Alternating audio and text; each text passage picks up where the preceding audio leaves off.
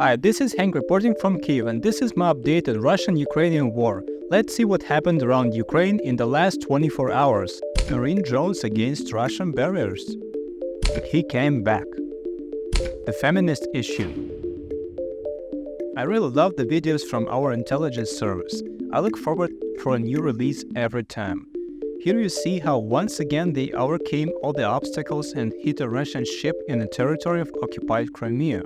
I want to say that when Russians shout that without the help of our allies, Ukraine will fall in a matter of days, let me remind you that we waited almost 6 months for the allies to agree on the new weapons, and during this time we wiped out the biggest part of the Russian Black Sea fleet and dozens of oil refineries, which directly led to fuel exports fell, and Putin even had to buy gasoline from Belarus so that they could have enough for themselves. Yes, this is not a blitzkrieg, and we are not saying that Ukraine is a super country, but this is an excellent indicator of how we can innovate and find non-standard ways.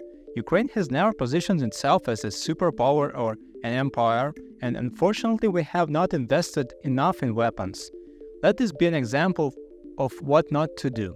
If you want to live in peace, prepare for war. Protect your peace so you don't have to catch up like we do now.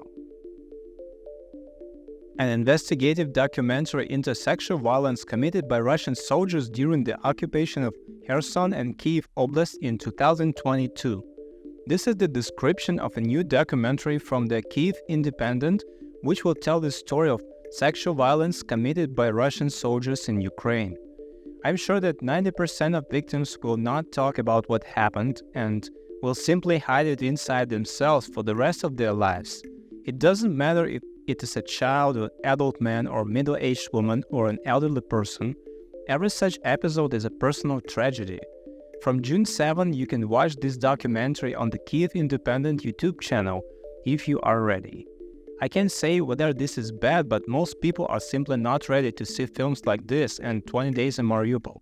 Some people watch horror movies for entertainment, but when you realize that everything on screen is real, it's not fun at all. Personally, I don't watch horror movies, but I watch these documentaries out of respect for the people they are about. I won't include screenshots or more explicit details here, but you can find out more at the link below this video. It's for members only at the moment. Feminist, super popular Instagram profile with 5.9 million subscribers, published an important post dedicated to Ukraine. The headline says, Russian authorities are targeting Ukrainian women and children with the propaganda promoting oppressive gender roles. Before reading it, I must say this. We as a country that spent decades under the rule of Soviet Union have certainly suffered from their terrible model of society, and we still have stereotypical behavior patterns, but overall Ukrainian society is much more tolerant and gentler than Russian society. We are basically fighting for survival because of this being too damn tolerant to pro-Russian individuals in our community. Several years ago, Russia decriminalized domestic violence, and now men there can beat their wives, and the maximum they face is an administrative fine. So to speak, they will solve this issue with money. In Ukraine, women have more rights and are protected by law.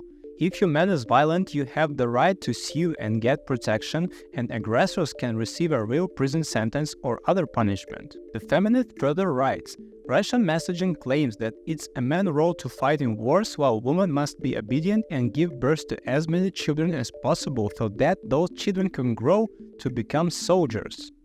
This certainly accurately describes the situation, and again, I'll draw a parallel. Ukraine is not an aggressor, and in our society we simply do not have such concept that we need more soldiers to seize more territories. But now we have an understanding that we need more soldiers to protect our lands. And here is important to say that our women are also actively helping men not only behind their backs but also in the army.